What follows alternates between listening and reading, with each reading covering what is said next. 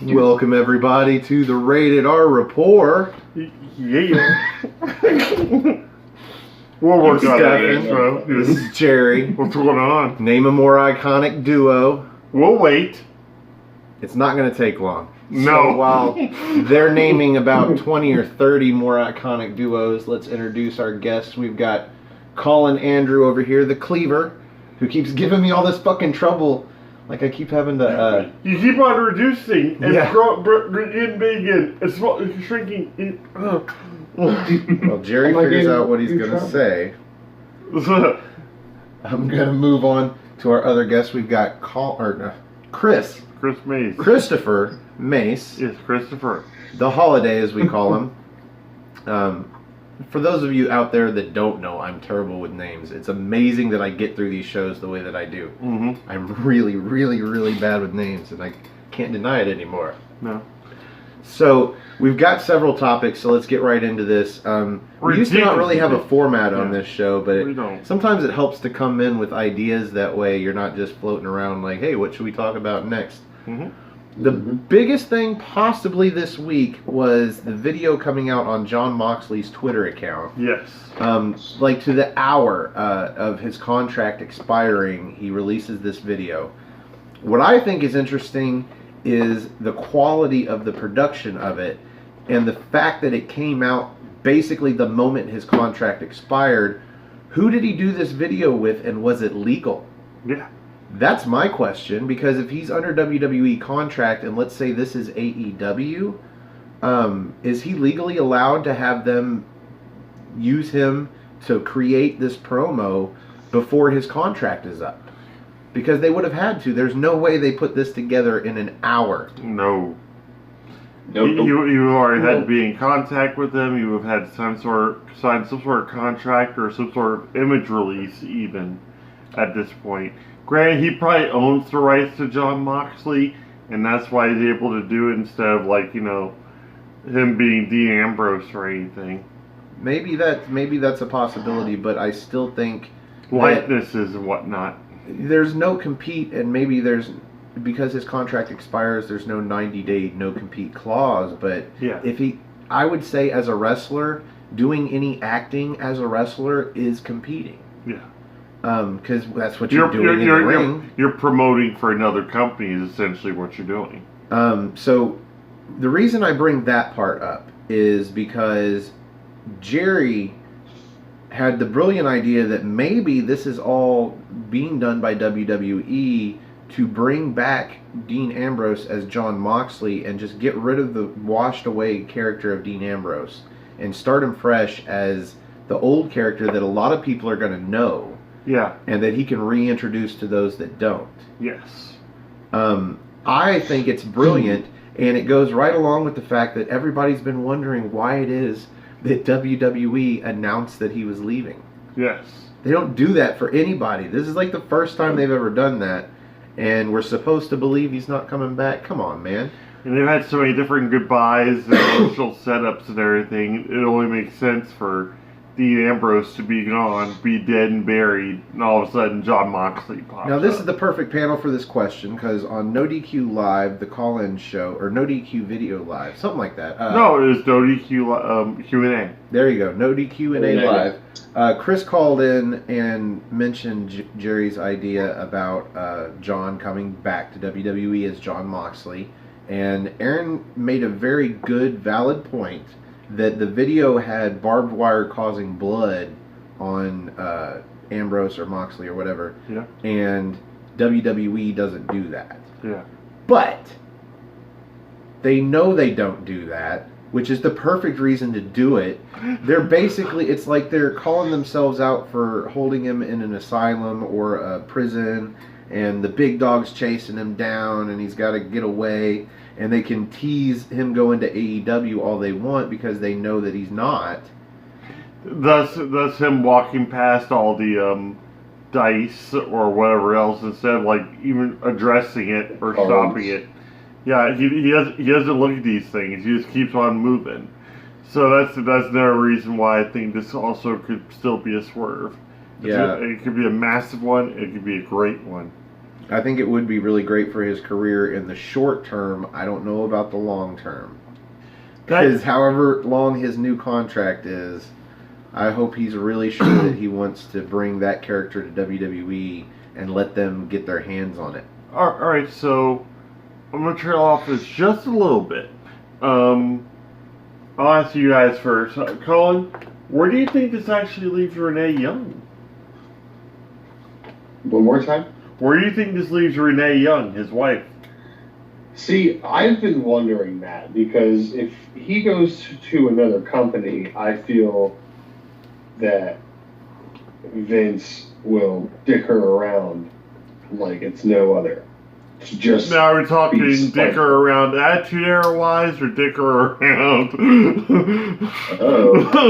He'll do. I just see I don't know. I just see her probably getting pulled off a commentary. He'll do to her what he did to AJ Lee. Oh, just pretty much bury her. Yeah, bury her until she leaves. Replace her and then just slowly put her on backstage roles and then just keep showing her less and less and less and less. Yeah. Because Vince is a spiteful son of a bitch. So, it's tough to say because if he goes to another company, you can see them trying to screw with her to get back at him for going somewhere else. But at the same time, if he comes back. Oh, especially if what you're saying is pretty much accurate too, Steph, and the fact that he was doing this stuff possibly with AEW or whatnot, while still wrestling with them and everything. He's away doing some sort of photo shoots or video footage for another company, doing full well he's still supposed to be loyal to Vince at this point because he's supposed to be holding true to his words. Is that even legal? Yeah. Unless he paid all of it himself. Yeah. And just found companies that could do that kind of production for him. Then I think that's one thing that leads credence to your idea that he's coming back to WWE. Even also the fact that the only place I can see doing something that's cinematic or putting that much emphasis on him at this point would be Impact Wrestling.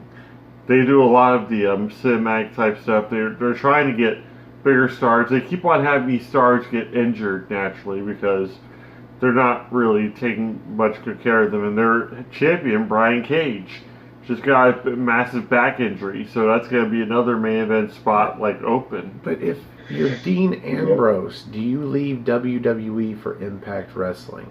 I think the only company that you leave WWE for is AEW. Yeah. But also, this would make him a big fish in a small pond, so to speak, and he'd be with his best friend, Sami Callihan, amongst other Ohio wrestlers. Represent Colin.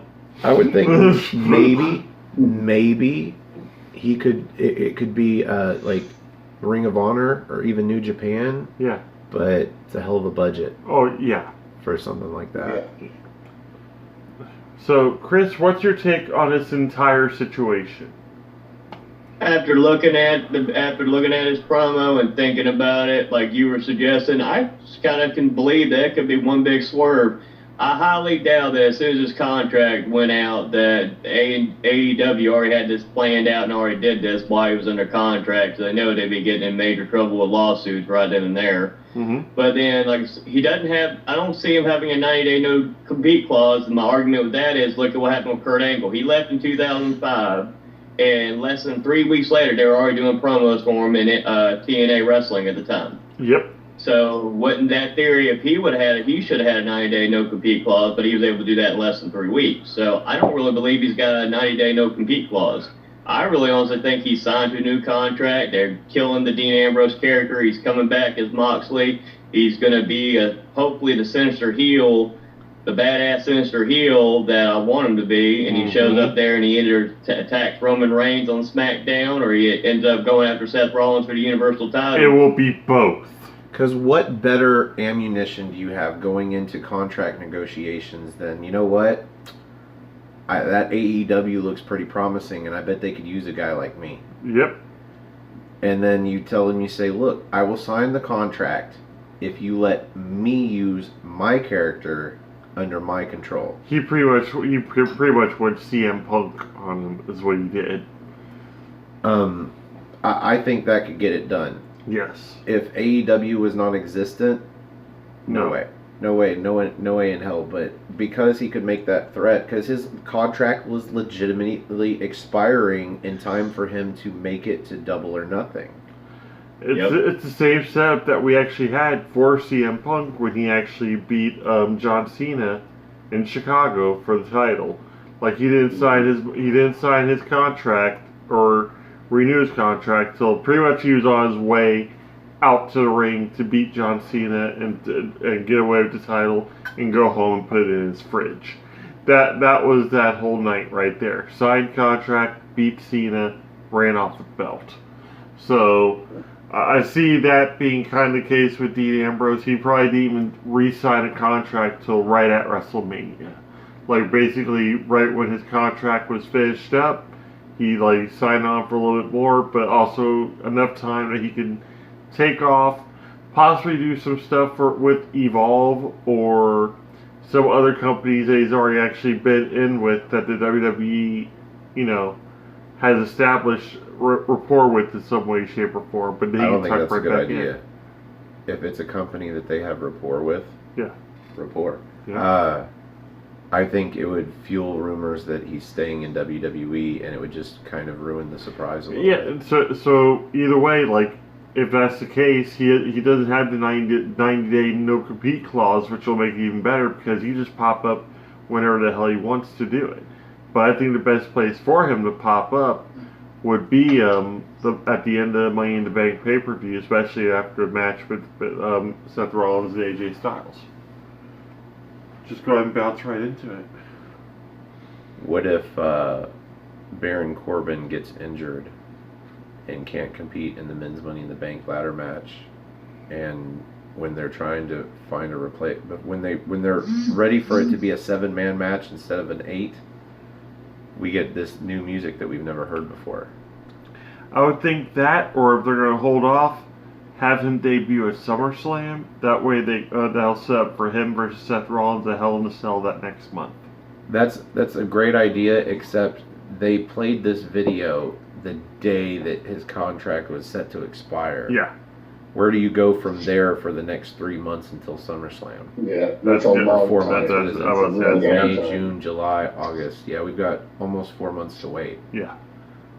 This has got to pay off sooner than that if it is WWE, unless they've got serious plans to do something like you said, only it would be with independent companies that WWE is not affiliated with, and that might be a little dangerous. Yeah. But at the same time, if he gets to do what he needs to do and McMahon's waving enough money in his face to stay loyal to the company, I think he would do it. And they could even include Renee if they wanted to in the storyline in some way, shape, or form. So, I'd be happy with it regardless, just mostly because if it's a big old swerve, I get to tell every last person on the interwebs that I told you so. Yeah, right? It'll be the first prediction, or massive prediction, that Jerry got right, and it's been well documented over many a video. Did you get a chance to talk about this, Colin? Yeah, He talked about the Renee portion, but he didn't talk about the Moxley. Yeah, I talked about the Renee portion. So like I said on the video chat, or the Q&A video with Aaron, when I did my call-in, there was a lot of Easter eggs to AEW, to Double or Nothing, with the dice, with, the tally numbers on the back wall, the cards. It just kind of, it seems like it could happen, but it seems like WWE's planting those Easter eggs there. You know what I mean? Because they haven't poked any fun at, AEW in any way, shape, or form, not the Hall of Fame or anything. The production was done so well. It reminded me of an old school Raw's War type of promo. Like, you remember the old intro that had Cage's Steve Austin walking through? That's the vibe it kind of gave off to me. Was the whole almost Union Underground across the nation Raw. Yeah. So yeah. Yeah, dude. Gotta love Union Underground. Yes. That one album, and then that song, and then they broke up. Yeah. They're kind of Across the super Nation, though, love that. Yeah, that was a great Great change. Possibly the last great theme for Raw, especially the Mhm. intro Yeah. video. Especially when they came and did the song live, and Stacy Keibler danced to it. Mm-hmm. Oh man, I had a cool girlfriend back there. She recorded Raw for me that night, and she said, "Oh, you're gonna love this." I'm like, "Why?" And then they started playing live, and I'm like, "Oh, awesome!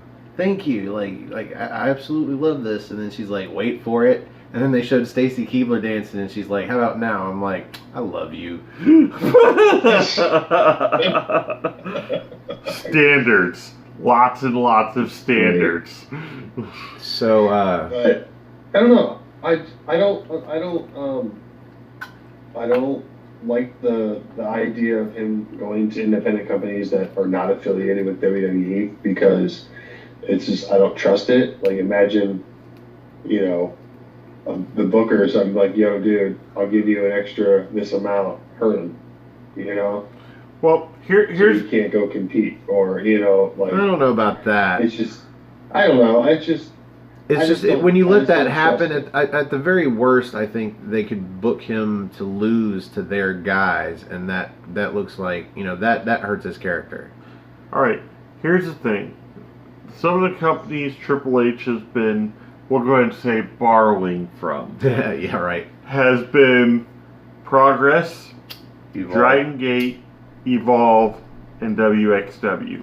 Those are all heavy from like the NXT UK like pool that he's been pulling from, and a lot of the 205 Live guys have come from there as well.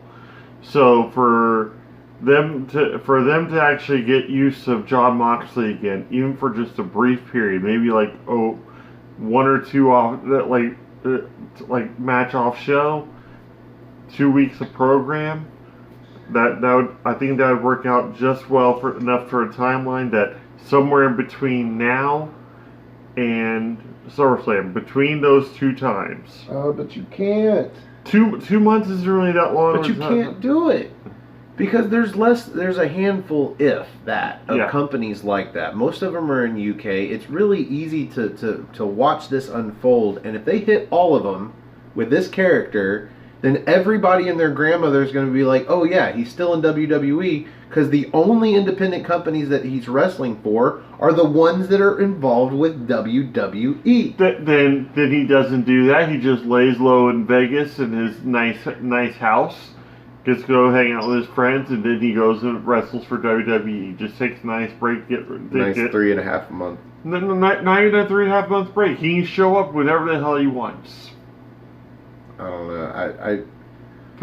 Ratings plummet because we're gonna be talking about that here in a little bit. They may even fucking push it. I like the idea of him wrestling for independent promotions, but none of the ones that are because I'm here to protect the surprise. Yeah. I don't get surprised by WWE anymore, and that sucks. Yes.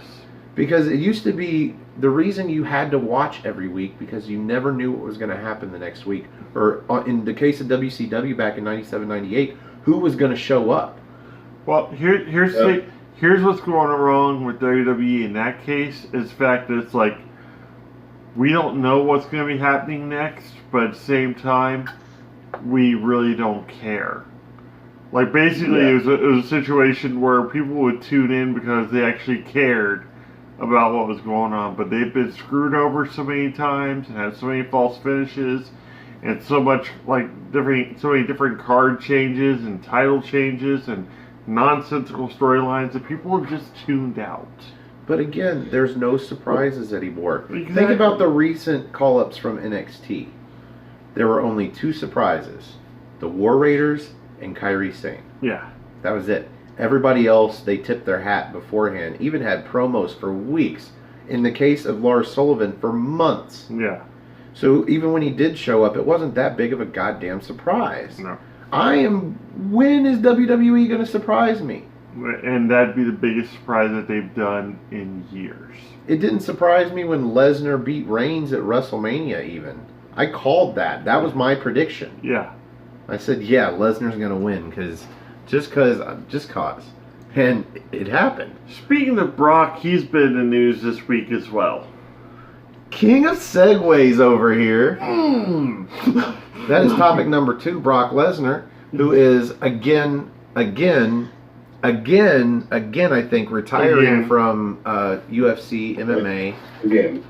Some people are speculating it is because he can't pass the USADA, the USADA drug testing pool.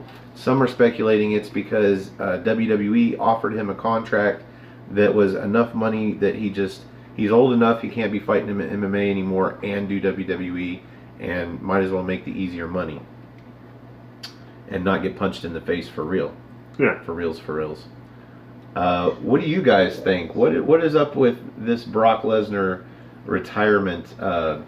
Is it news yet, or is it still speculation? It's speculation, but at the same time, there's always going to be speculation when it comes to Brock Lesnar.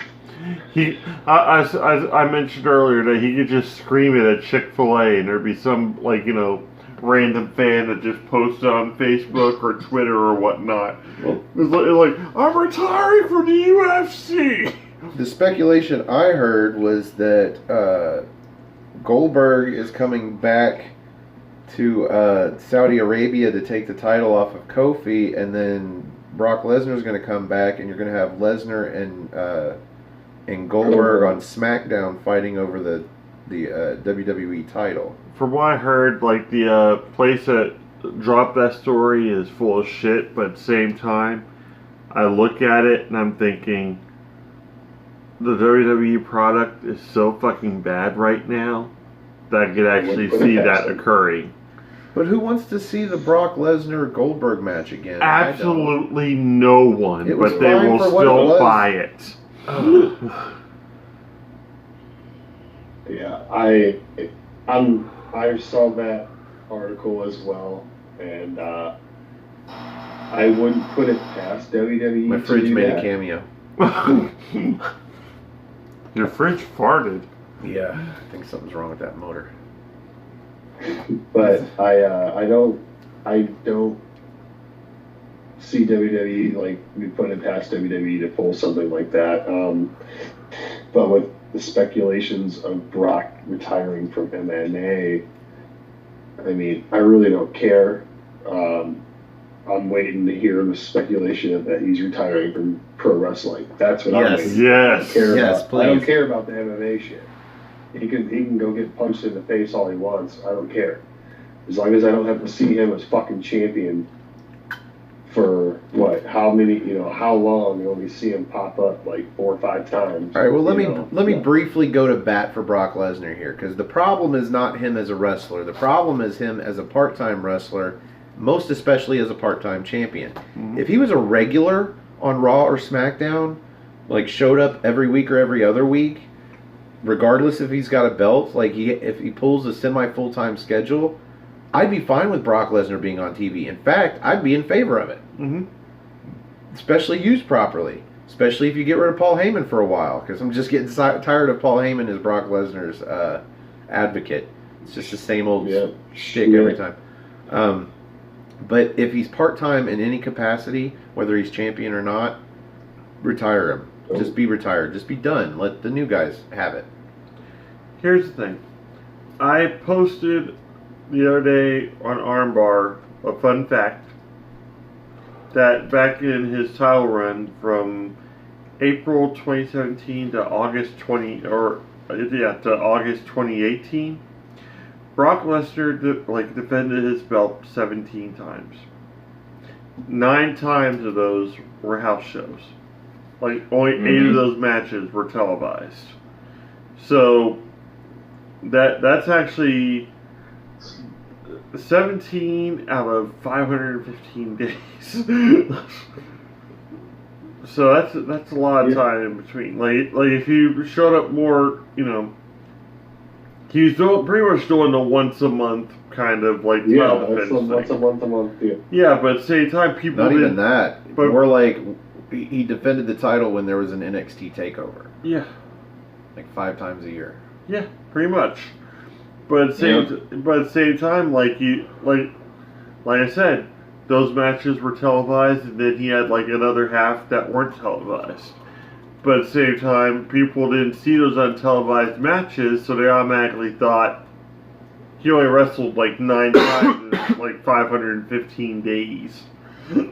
I tell you what, speaking of Goldberg, what really drilled into my head the idea of house show matches was Goldberg's undefeated streak back in the day that kept rising by way more than one match a week. And I'm like, wait, what? And my friend DJ had to explain to me, they have house shows, and it's not televised, but he does have other matches, and you can keep track of this with the really expensive internet back then. If it's worth the price to you, you can know how many matches he's won in the previous week, so you can hold up a sign that's got the appropriate number. Yep. And 0. So, Chris, what do you think about Brock Lesnar? Like I said, it could be a combination of both. The Lesnar retiring because he can't pass that drug pool that they got in UFC, and he can go take the easy money with WWE. But what I'm more worried about is him coming back, being a part-timer again, and then he's going to end up winning that title again. Some way they're going to end up putting the title back on him because Vince McMahon's got this obsession with Brock Lesnar's our man. He's the man. He's got to be the one that has the title. And I can say with the whole Goldberg thing, okay, I understand they're trying to do nostalgia and they're trying to make people happy in Saudi Arabia because they want that blood money. That's fine. That's their business. I don't really give a shit about the Saudi Arabia shows. But if you're going to take the title off Kofi Kingston, take it off him. Take it off him on somebody that's more of a full-time wrestler on that show. Don't put it back on Goldberg. We've already seen Goldberg and Lesnar. We didn't like it in 04. They made it right by doing what they did when Goldberg squashed Lesnar at Survivor Series and they went to build that feud up for WrestleMania. They made it right that way. That's it. What Goldberg doesn't have anything to prove. You can't keep going back to the past and these past stars and the Attitude Era and therefore just to keep trying to get ratings. Let me play devil's advocate here. Goldberg has never won the WWE Championship. He's only won the World Championship. He's won WCW, he's won the World Championship, and he's won the Universal Championship. If only for Goldberg winning the WWE Championship, I'm okay with it as long as the belt does not end up on Brock. Yeah. And especially not on Brock for a long period of time. Like, I just thought about that. Then who's going to be? But then my rebuttal to that is who's going to be the one to beat Goldberg if their whole scenario is let's have Goldberg be WWE champion. Lars Sullivan, baby. Oh man, Lars Sullivan. Hell yeah. That would be pretty interesting. Yes. Oh, because Goldberg, even if he does come back on a semi-regular basis, isn't going to be around long. Yeah. Because he's old and he's got his celebrity. He doesn't need to make. He's got other shows. Like he doesn't need to make this money for any particular reason and risk his body and injury as a wrestler. Temporary, just long enough to hold the title for a while and defeat Brock Lesnar and drop it to Lars Sullivan. And put over Lars Sullivan on the way out. I just had this thought. I'm sorry to interrupt again, but I gotta get this thought out real quick. I just had this thought a little bit ago when you guys were talking about like the Saudi Arabia show with Goldberg and everything, and I'm thinking it's like, okay, how far back is there programming for wrestling? Maybe Goldberg's still big there. I mean, yeah. I mean, they reportedly for one of the first 2 shows, if not both of them, they were asking for certain wrestlers that were actually dead. So, Ultimate Warrior and Yokozuna. So yeah, let's move on from Brock Lesnar. Hang on 1 second. Sure, go ahead. I got one little thing on it. But here's the thing: if they go to SmackDown, Lesnar's on SmackDown. I haven't eaten all fucking. No, I'll wait. Roman's on SmackDown. Have a slice of pizza. Nah, that's cool. So are we gonna get Roman versus Lesnar again out of this? God, let's hope not. I would think Roman versus Goldberg. Somehow. Yeah, that would be awesome. Roman versus Goldberg. Because that's who I initially said would take. Like when you said Lars, I said Roman. Like Roman could be the one to take it off of Goldberg. No, you don't want to put it on Roman because he's injury prone. Oh. The last time he held the Universal Championship, he had to lay it down because of injury. Just saying. Remember. Let's see. Jack Swagger. And Dolph Ziggler. Remember that? Yeah. Dolph Ziggler got the belt, got kicked in the face by Jack Swagger, and then the belt was quickly removed from Dolph Ziggler, and he's never had a push since. Nope. Yeah, as soon as Roman Reigns finally got the big win, he had to go and get injured, man. Of course, we know I'm talking about fucking the leukemia, not a traditional injury. But you see what I'm saying? Like, honestly, I mean, well, here's the also the thing where if you got kicked in the head by Goldberg, that would just end his career in general. Oh, Bret Hart. Lord. Let me tell you, I think Bret Hart getting kicked in the head by Goldberg was possibly the final nail in the coffin for WCW. Because I really was into the silver and black NWO. NWO 2000 I thought was going to be what brought WCW back from the failure that was the New Blood. Yeah. I really love the New Blood. I thought that was a great idea. I hated the name of the Millionaires Club, but anyway, I digress. Was that all you had to say about Brock Lesnar, Colin? Yeah. All right, so let's do the We've Got 5 next. Okay. I believe this was Chris's idea. The top 5 NXT matches that we've ever seen. You gonna write these down? Yeah. Sweet. He's like, I don't have to write. The secretary. So immediately I'm going to Johnny Gargano versus Tommaso Ciampa for the NXT Championship. What was it? Was it a last man standing? I believe. Last man standing match. Yeah. The one where Tommaso Ciampa took off Johnny Gargano's wedding ring, spit on it, and then threw it. I think I saw that one live. That was at NXT Chicago too. May have very well been. I think. All right, each of us should go around and have a pick, at least, I think, and then we'll go from there. That might be confusing matches. One of my favorites that I ever watched was Sami Zayn versus Kevin Owens NXT title. Just that onslaught beating. Oh yeah, that was a really good one. The night that Kevin beat him. I'm going to say Samoa Joe versus Shinsuke Nakamura for the NXT title when Shinsuke Nakamura won the NXT title for the first time. Wasn't that at a house show though?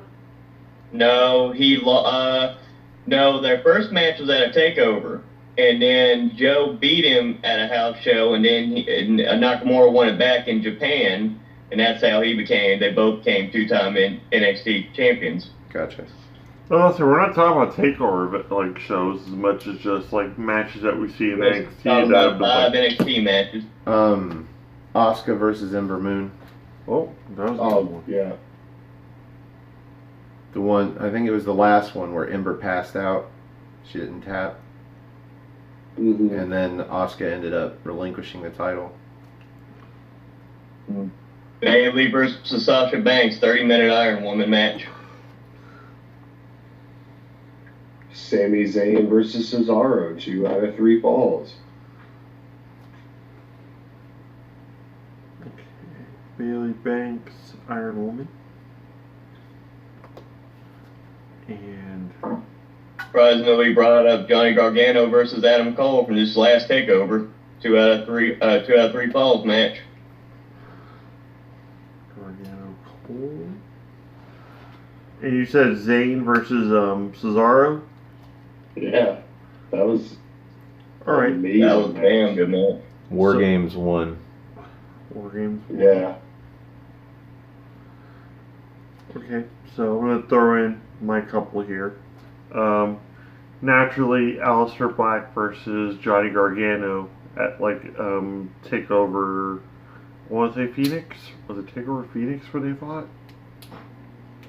It was the first takeover I think I'd actually watched over here. It was the match before the steel cage match on NXT, right? Yeah. Yeah. The grudge match. No, the grudge match was way better than the steel cage match because there was so much more emotion in it, and you had like that the whole, absolving of sins, angle and everything, it was just beautifully. Well, we're talking non-title matches. I would go Aleister Black versus Velveteen Dream. Oh, Yes. I would go with yes! The combination of him wanting to hear his name. Yeah, that was a great match. We actually went back and watched that match just for the match. Yeah. I had to show him, and so we watched it. Okay, so are we just gonna browse past Pete Dunne versus Tyler Bate? Oh yeah. Well, that was under NXT rules, yeah. It was at an NXT takeover. That was a clinic, dude. That was match of the year. So, that was. And if we're doing that, we need to put Pete Dunne versus Walter on there from the last NXT takeover show too. So many great matches. In such a little time too. Any great tag matches? How about Sami Zayn versus Adrian Neville when Sami Zayn finally won the NXT title? I never saw it. what was it? DIY versus the Revival versus AOP. Oh They yeah. put on That's a fucking damn clinic. good minute. It was like the takeover before Survivor Series a couple of years ago. AOP, DIY, Revival. Revival. Whew. How about Shinsuke Nakamura versus Sami Zayn in Shinsuke Nakamura's debut? That was a damn good match. Well, I was about to say that was. I think if anything, that was more hype than anything because Nakamura came in with such pizzazz. And this first time, one of the first real matches I think I saw, when I really started getting into the whole NXT product was Nakamura versus Zayn. And that's the first time I heard the Fight Forever chant, and I was like, alright, that's pretty cool. This is a product I probably get behind. So, I'm actually going to throw that on here. So, this just happened recently, and I don't know if you can count it as an NXT match, but you can. Luke Harper versus Dominic Dijakovic for the Worlds Collide tournament. We need to remember to watch that before you leave tonight. Fucking banger. Fucking banger. Dijakovic. We'll probably watch that while he's editing. Yeah, that match was amazing. I don't want to be busy while we watch the match. Well, that's unfortunate. You chose a bad day to be the editor / lighter / person. I'm just producer, man. That's all I do. I just produce what we need, and then Jerry Max produces. secretaries it. I secretary that shit like crazy. I think we've got a good enough list to pick a top 5. Yeah. I definitely would say Gargano versus Ciampa anything. Oh yeah. So let's just designate one. Yep. I'll go ahead and go with the last man standing for that one. It would either be the Street Fight or the Last Man Standing. I think the Street Fight is the one that I saw live. That either or, I don't want to give them both. There's so many great matches on there. All right, hold on. We're gonna go and make an excuse. We're gonna scoot that out there. We're just gonna say Gargano versus Ciampa feud. Because they were all great. Because all of them were 5-star matches in some way, shape, or form. I'm sorry, that Pete Dunne and Tyler Bate match has to be on that list. Yeah. Don't even apologize for that. Circle it. That's. I think we could get rid of Pete Dunne versus Walter though, because comparatively speaking, it's just not on the list. No, it isn't. Nope. Okay, so I still think we need to keep Sasha Banks versus Bayley in the 30-minute Women's Iron Man match. That was a damn pretty good match. revolutionary in its own right. Yep. So you're definitely going to throw that one in there. 2 more. I would keep Cesaro versus Sami Zayn 2 out of 3 falls. That was also a damn good match there too. I didn't personally see it, but I will take your word for it. Okay, so let's round out with the list with Aleister Black versus Velveteen Dream. I was going to suggest that one, yeah. Yeah, because that's one of those ones where you got the great story and you get the big payoff at the end. And just a phenomenal match. Yeah, so it was fun. Yeah. That, for me, I believe that was Velveteen Dream's breakout match. That was his star-making moment. Alright, so what was the other one we all agreed on? We had Cesaro versus Zayn. Yeah, yep. 2 out of 3. 2 out of 3. Alright, so here's what we have, gentlemen. The Organo Ciampa feud. Tyler Bate versus Pete Dunne. Bayley and Banks in their Iron Women match. The Zayn Cesaro 2 out of 3 falls. And Aleister Black versus Velveteen Dream. That's a hell of a card. Yeah, it really is. That's just awesome right there. And now, let's get into the main event. Yes. And get this show over with. How long are we? We're going to need to stop this and edit some and start it all over again. Yep. So magically, and we're back. Yeah, just like magic. So for the main event tonight, we want to talk about WWE and let's say HR, their hiring, firing practices, just corporate.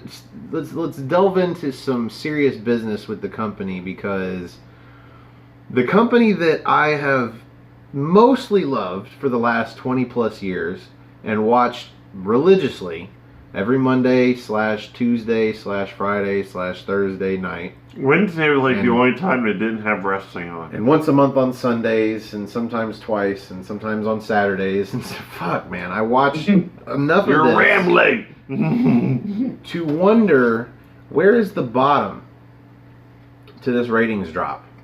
And how important is this? And what does this mean for the future of the company? Because I've said this before, not more than 2 or 3 months ago. WWE is not too big to fail. Mm-mm. Rome was at its biggest when it fell. I think that's what it was, Rome, right? Yeah. Yeah. So, I don't like it. We're already at less than 2 million viewers, and I know there's this big trend where cable is going away, but even that's a bad thing.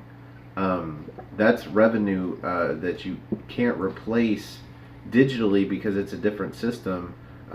You can pull in all the revenue you want from the WWE network, but it doesn't replace having ads on broadcast television. And the blood money from Saudi Arabia is only going to last for the next 9 years, 8.5 years. Yeah. You only have less than a decade with them, and then you have to deal with this problem. Most of it's going to go to Brock Lesnar and Goldberg. And what the hell happens if AEW gets on the scene, and because it's different and because we've been promised some, miracle? What happens if they start up on a Tuesday night after SmackDown goes to Friday and their numbers are record-breaking? Yeah. It's not beyond plausible at this point. People are looking for an alternative, and that'd be the way to go. And see, the problem is the alternatives are always so few and far between. And by far between, I mean thousands of miles. Mm-hmm. You've got New Japan, you've got all of these companies in Britain and in Europe and in Asia, and then you've got Canada and then Mexico. I don't think you have a lot in South America, but I'm sure they're there. They should be. And then you've got everything in the United States that's spread around, but all of the viewing options are not just turn on your TV and go to a channel or set your TiVo to record. You've got to go through some obscure website in order to watch these shows on a regular basis. And the money adds up. If you want to watch New Japan and Ring of Honor and fucking Evolve and all, the money adds up. Mm-hmm. Whereas WWE has got that lock, that $9.99, but that's only going to supplement for so long. And those numbers don't really grow like they should. Even then, they're going to be switching into different packages and whatnot relatively soon. SmackDown is possibly their saving grace right now because it's going to broadcast television, and that is hard to kill because it's free. Mm-hmm. So, what do you think, Colin? Do you think this is bad news for WWE, or do you think this is just a trend that is going to happen and they're going to survive? Well, I've been watching for, like close to 30 years. And I'm at the point now where I have been like least interested in a long time. Like I'm to the point where I don't really finish Raw and SmackDown anymore. I just wait to watch Aaron's show afterwards and get filled in on everything because I don't care enough about the product. See, with AEW possibly coming on to a Tuesday or a Thursday or whatever, and Tuesday. SmackDown going to Fox. SmackDown going to Fox on Fridays, which is, like you said, free television. But at the same time, they need to be worried about their numbers because Fox can easily say, all right, yeah, we paid you this money, but with those numbers, we're not going to run you. So, Yep. and boom. And there goes SmackDown completely. Yeah, for 5 years. I think I brought this up a few months ago. Mm-hmm. My thing about it is you don't know until it airs because the numbers are inevitably going to spike at some point because it is free television. Like SmackDown should really end up beating Raw in the numbers just because people don't have to buy cable to watch it. They're just going to watch it. Now I know that wasn't true back when it was on UPN/MyTV/whatever, but that was one of those free network channels that some places got and some places didn't. Yep. Fox is one of the big 4 or 5, where you've got ABC, NBC, CBS, Fox, and I think that's it. Yeah. The big 4. And PBS. most every place... viewers like you. Yeah, most every place has got Fox, even if they don't have PBS. Around here we have KET, and you can't escape KET, but... No, you can't. That's all I got on antenna TV for the longest time. You have to have Fox because it's the only conservative view. Even though they air Family Guy. It's crazy. It's crazy. So, Chris, what do you think about this ratings drop, man? It might be the dagger and the knife that, ends up crumbling them down. Like I said, you can't tell me these numbers don't matter when you got sponsorships or you got Fox. Like you said, if they get on Fox and do horrible numbers, snap, you're gone 5 years, you're done. Okay, now you've lost SmackDown. They got to do something different, and I believe once AEW comes into effect and they get that national TV deal, that they're going to have to either be forced to either have better competition so they can compete again and get these ratings up. They got to do something different. Like I said, I've been watching wrestling since I was a young kid. 36 years old now, and even like Colin said, it is so hard sometimes to sit there and watch a full 3 hours of Raw. I could go outside, smoke a cigarette, here, back on, okay, it's fine, TV's on, okay, all right. It's something I've heard on a shoot interview with Dutch Mantel. He pretty much said Raw has become so boring now. They could watch it, fall asleep, wake up, oh, you fell asleep too? Okay, oh, well, the TV's on, so it still counts as a rating because, it was on TV, but I fell asleep, didn't even watch the show. It's gotten to that point where there's most times on Raw that you want to just pretty much fall asleep during everything going on. So Virtue makes a point a lot, and I think he's right, that the way people view wrestling, Raw and SmackDown now, is so varied because you've got clips on YouTube, you've got people that can pirate and stream, you've got all of these services that will broadcast the channel but doesn't really account for viewership, like Sling and what I have, Fubo. I have DirecTV now. It's all digital streaming through Wi-Fi. So I was just actually going to bring that up. Like, so if I'm sitting here watching it at home because I use a streaming network through my Fire Stick to watch it, like, does it really count? Because it's not cable. You know what I mean? And meanwhile, I WWE's... still have cable, so it counts. Mine does. Meanwhile, WWE's stock price continues to rise into the over $100 a share, which is big, but you can't really put your baskets or your eggs in the stock basket. Yeah. Because stocks can plummet too, and that shit can happen really quickly. And it went from 100 to 80 the other day. Yeah, and for any number of reasons, and if viewership crumbles, if viewership got below 1 million, could you imagine if viewership got below 1 million for Raw? Sadly, I can't anymore. That would be a death blow right there. I think that's when they would officially hit the panic button, but the problem is with the panic button right now is they are hitting it, and that's why we're getting such forced product. That's why they can't get their scheduling straight. That's why they can't get the storylines going. That's why they can't get fan support behind these wrestlers that they're trying to make. This is why we're being force-fed more or less garbage, is the fact that, yeah, it's a tough job writing for these shows and whatnot. I get that. But it's also, A, there's too much talent in there and a lot of talent's not being used. B, they're treating fans like idiots that'll just buy into anything. They're treating talents like crap, and we're going to talk about their freezing process that has been coming out in the news lately here in a bit. Yeah. But yeah, I mean, let's get down to the brass tacks of this. All right, brass tacks. I like brass tacks. They have every ability in the world to make a good product. They gave us the 3 main events where the babyfaces went over at WrestleMania. Kofi Kingston, Becky Lynch, and Seth Rollins all won their respective titles. In Becky's case, 2 of them. And they still can't get the numbers up. Why is that? It's because regardless of what the outcomes are, the storylines in between them are getting shit. Contrived. They're bad. Either there's no thought process into it, or they're overthinking everything, and they're overbooking, like Becky Lynch winning those titles off of Charlotte and Ronda.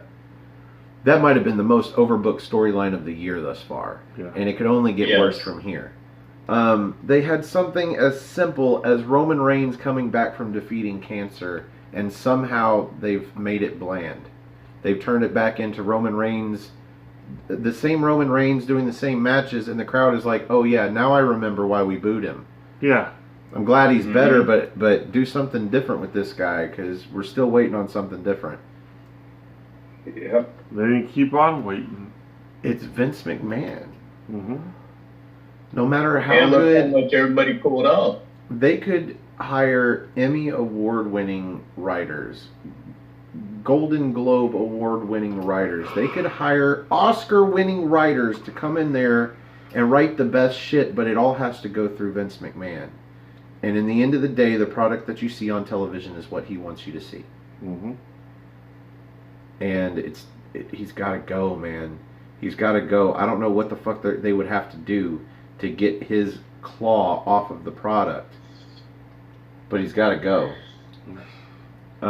Let's talk about the freezing real quick. Yeah, the freezing. Because that's part of this. That's a big part of this topic. Explain this. Well, at this point, Luke Harper's contract has been he's been asking to be released for his contract, much like Sean Spears / Ty Dillinger did, and he was granted his release. But I think so many people are asking for him at this point that the WWE's like, okay, we can't keep on doing this to people. So now they're using injury time and saying, okay, you didn't compete during this time, so they're pretty much putting snow days on people's contracts at this point. Yeah. And there you go, freezing snow days. That kind of works out. Good pun. But now Luke Harper is getting the shit end of the stick, it seems like. Yeah, they're adding 6 months onto his career for the 6 months he was out with injury. Yeah. Or 6 months onto his contract, I'm sorry, for the 6 months that he was out on injury, and refusing to release him from his contract, even with the 90-day no-compete clause. they're keeping people around that they think might be a threat to go to AEW and boost their ratings as long as they possibly can, whether they wrestle for them or not. And I hear that if they don't wrestle for them, that they can freeze the contract during times where they're inactive, even if it's not injury. Yep. What do you think about this? You think they're doing? I think they're doing nothing but making ill will. Like they're making themselves look even worse, and this is going to take them down this proverbial rabbit hole that they can't get out of. And AEW is only going to feel stronger in this sense. The fact that Vince McMahon feels so protective over his talents that he's had to pull such petty shit to keep the people there. There's plenty of people to replace him with. Exactly. If they want to leave, let them go. Yeah. And take from the pool that AEW is AEW is going to build some people that you are never going to expect to become superstars. And what you should do is pull or grab from the pool that AEW is getting from the indie scene and steal some of these guys away from them before they go. Yep. Because I can almost guarantee you that at least half of the people that are getting contracts from AEW would probably prefer a WWE contract. They're just not being offered one. Because everybody's dreaming to be in the WWE. I mean, I agree with you there, but this is also not good. I heard they're doing the same shit with Dash Wilder because when he broke his jaw, they're going to add four months onto his contract. Oh wow! Which would screw everything because him and Dawson are set to, their contracts are set to expire the same day. So if Wilder gets extended another 4 months, and Dawson wants to leave, where the fuck's that put the revival? Didn't Dawson get injured too? So wouldn't they? Yeah, he did too. Yeah. I didn't see anything on his case yet. The only thing I've seen floating around is they possibly do that to Wilder too because they want their release as well. Chris, but see, this isn't the first we've heard of them freezing contracts. They did this to Rey Mysterio. He was wanting to get out, and they froze his and added time to his too because he was injured with all those knee injuries he had a while back. They kept adding time to his too. So it's not the first we've heard of this. And somebody brought it up too. Well, they had done this to Daniel Bryan as well when he got injured. If he hadn't retired and came back as an on-screen character, so he could run his contract out to keep him from going to other places. That sounds plausible. That sounds like a good reason for him to come back as a character. Yeah. So where is the bottom here? They're treating their audience like crap. We're dumb. They're treating their roster like crap. You don't want to be here, but we're going to force you to stay. Where's the bottom here? Indentured servitude is what that is. I'm telling you, from what I heard reported on Wrestle Talk, the only reason that Goldust was allowed to get his contract terminated without the 90... Well, no, he had the 90-day no-compete clause. It was just done back in January. Was Triple H argued on his behalf. Yeah. So if Triple H was in charge, it sounds like if you didn't want to be there, here's the door. Don't let it hurt you on the way out. Don't take a bump from the door. There you go. Don't take a bump from the door on your way out. He knows what he has right now with NXT. He knows what he has with the companies we mentioned earlier. He's going to be able to make superstars. Even in spite of Vince, he'll be able to make superstars. So maybe if he was in charge, people wouldn't want to leave. Exactly, and that's why I think so happened. The doofus son-in-law, as CM Punk wants to refer to him as, is going to be the one that fixes WWE after a while. Is the XFL enough to get Vince far enough out the door for the product to turn around, or is it going to take Vince dying? God, I hope so. I think it's honestly going to take Vince McMahon passing away before anything changes. You think the product's going to get worse when the XFL starts because he's going to be... Something. I don't think the product's going to get worse, but I do believe it's going to be taken even less serious than it is right now, and that is a scary, scary thought. Any last comments on the main event? I see the product because we have seen a nice slow decline. So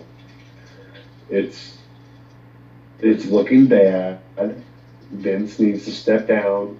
The XFL isn't going to draw him away from it completely. Him passing away, him having a heart attack, him having a stroke, him having, something Debilitating. a brain, something that is going to physically stop him from being there.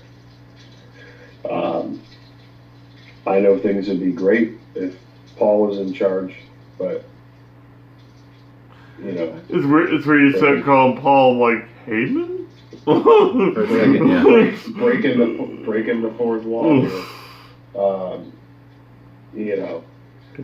It's I see what he's done with NXT. I see what he's doing with NXT UK. I see what he's doing with NXT or with 205 Live.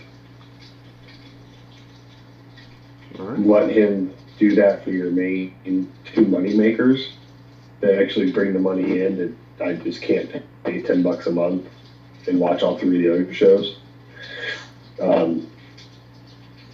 It'd be best for business to have at least Triple H like 75% in charge and Vince 25%. Like, just he can still linger around, but at the end of the day, Triple H needs the final say. Yeah. It's getting to that point. It's getting to that point. Any final thoughts, Chris? Like I said, you see him have great shows like NXT, NXT UK, and 205 Live because, Triple H has his hands all over those shows. I said Triple H needs to be the one at this point to take over and turn the company around because Vince McMahon is so out of touch with everything at this point. I say it's just, as long as he's in control, it's going to keep getting worse and worse. And like I said, and my issue, I'm wondering, is it going to get so bad that even Triple H ain't going to be able to fix it if he keeps continuing this way? Any final thoughts, Mr. General? Well, that's pretty much my mentality about this at this point. Like, something has to be done soon. Simple as that. Because, we have the ratings plummeting, we have stock plummeting, we have viewership plummeting, we have just fan interest alone wavering to a point where people can't even make it a halfway, not even a third of the way through the first half hour of Raw, it seems like, without saying. It's like, okay, what else is on? It's not even that. I think Taco Bell's still open. The lobby's still open at Taco Bell. We can go. It'll still be a better time than this. It'll be a better time. A kid will probably puke on my shoe, but that'll be more eventful than watching another Carmella match. So, at this point, Triple H needs to step it up, if anything, and take up more of what's actually being televised. Because we know that anything we're getting good right now, wrestling-wise, from that big company, is coming from him. Pretty much. My fear here is this is going to turn cultural. And it's not just going to be people tuning out of WWE. It's going to be people getting disinterested in wrestling in general. And all wrestling mediums are going to suffer. Mm-hmm. We may not see some resurgence of AEW because they might pop into a crowd that is just completely disinterested with wrestling now. Over it. So many people got in. It happened with boxing. It happened with mixed martial arts. It happened with chainsaw juggling. It's happened with everything. It will happen with football because of the injuries eventually. Mm-hmm. You're going to have a whole generation of people that care more about their kids' health than putting them through Little League football. And it's going to happen. Yeah. It's going to be ridiculous. In about 30 or 40 years, football is going to be something people look at as being archaic. Mm-hmm. And wrestling might be that thing too. It's just the whole idea behind it. If you get around the idea that it's entertaining in general, two people put on a live show where they pretend to fight in extremely contrived ways that you could never do in real life. It does seem a little silly. But then again, when you think about any other form of entertainment, some people come out on stage in front of you and act like they're other people and act like they're doing something they're not really. Well, I think back yeah. to that movie. What's that movie with Tim Allen? The space movie. Galaxy Quest. Yeah, Galaxy Quest. But where they try to explain a television show and they just keep being called liars. Like, Yeah. why would you lie? Why would you lie like Mhm. that? And it's like, it's for entertainment, but it's lies. It's like, yeah, there's no really good way to explain it to somebody that doesn't watch television, you know? But basically, anytime I have to explain to people why I like pro wrestling so much, I have to harken back to a thing I post at least maybe once every couple months. It was a speech that Mike Quackenbush, the guy who runs Chikara, gave at one point, and he talked about how he likens pro wrestling to that of a comic book. You have your heroes, you have your villains, you have your feats of athleticism, you've got your stories, you've got your I think I've seen this post from you. yeah, you've got the Mhm. you've got I've the seen it. action, and like it's pretty much you. It's almost like just a movie. You go in, you suspend your disbelief and just let your imagination run wild. You give the people your ticket, and you expect to be entertained, and that's what you get with wrestling, especially on live shows like even OVW when we saw that. Granted, wasn't the best stuff in the world, but you felt the action. You saw what was going on, and like anytime those guys hit the mat or hit the ropes, you felt it. And it was wonderful in that sense. Well, there's no shortage of oddities when it comes to phenomenon, like cultural phenomenon. People in mass watch other people play video games. Yeah. They don't sit and enjoy the video game themselves. They watch somebody else play it.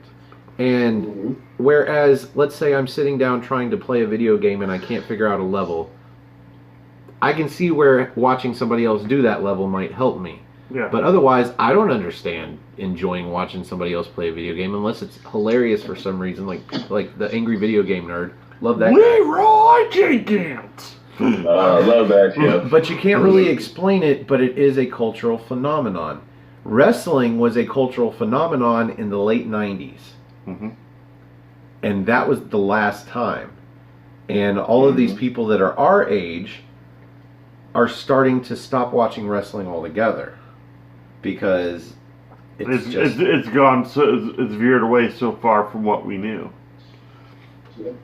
So that is my fear, Yeah, it that is. culturally speaking, wrestling will become a thing of the past, and in 10 or 15 years, I will have no wrestling to watch. I'll have to win the lottery and start my own wrestling company. That's the plan. So that was my final thoughts. So let's bring this hour-long plus show to a close. Where can we find you, Chris? Well, on Facebook at Chris Forever Mace, SportNoDQ.com, Sport the Civil Man Noah Foster, Sport Colin's new show, The Chopping Block, Sport Aftermatch Wrestling, and pretty much I'm about done what I had to say. Colin, where can we find you? Twitter, Instagram, Colin26Andrew, YouTube, Colin Andrews, COLIN space Andrew ANDREW, NoDQ /shirts, NoDQ /Cindy, and that's it. Okay. Well, thank you guys for being on the Rapport. I'm sure it went longer than we expected it, but we had a lot of topics. So good. especially- Oh yeah, Sounds great. we talked about it a lot. So, as always, if you would like to be up on the big screen and do a Rated R Rapport, help us review a future episode of NXT UK, come have a spot of NXT with us on the NXT party. You can find me on Twitter. Go to nodq.com. Let me try that again. You can find me on Twitter. Go to nodq.com/Stefan. That's STEFAN. Or if you just want to find me on Twitter, it's at Stefan R. Osborne, OSBORNE. As always, the R stands for restricted. You can also find this gentleman on Twitter. At NoDQ General, and also my Facebook group Armbar, all capital ARMBAR. Exclamation point. Pinpoint. Join the group, but be active. Yes, please. And if you like this video, click the like button. That's underneath me. If you like all of our videos, click the subscribe button. That's underneath Jerry. Help us get to 100 subscribers. click that bell icon, because at 100 subscribers, we are going to start doing What's NXT Live. And the bell icon will let you know when those episodes start. We are at 75. We are 3/4 of the way there. We have kind of stalled out here. That's where we need you guys to click that share button in between like and subscribe. Share us with your friends if they like wrestling, if they like NXT, if they like NXT UK. We cover all of that. Otherwise, we are No DQ's NXT team for Colin Andrew, the Cleaver, for Christopher Mace, the Holiday, for Jerry Slaughter, the General. I am Stephen Osborne, the Wizard. Thanks for the... Bye.